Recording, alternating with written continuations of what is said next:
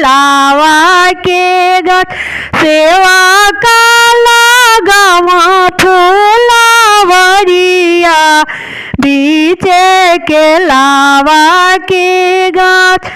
छठी मैया लोढ़े चलली फूलावा लागल के लावा के गाछ कुहू क्या बोले कोई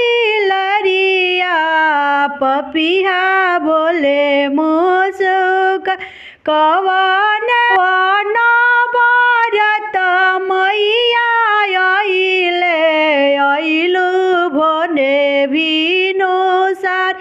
अइलु भोरे भिनुसार मंद मंद बड़की मुसुकानावा केसिया देलु लहरा केसिया देलु लहरा कार्तिक मास छठ बरतिया नैहर में पूजब हम नैहर में पूजन होख नैहर में पूजन सूरज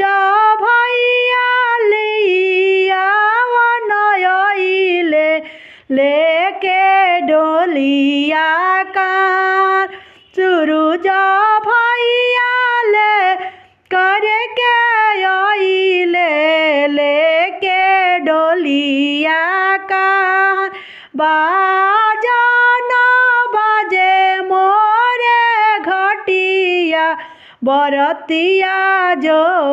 हेले बाट बाजन बाजे मोरे घटिया बरतिया जो तीन जो हेली बाट पर तीन जो हेली बाजन बाजे मोरे घटिया निराधन जो हेली बाट बालका जो हेली बाट सुहागिन जो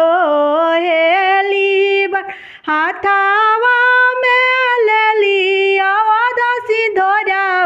सिंदूरावा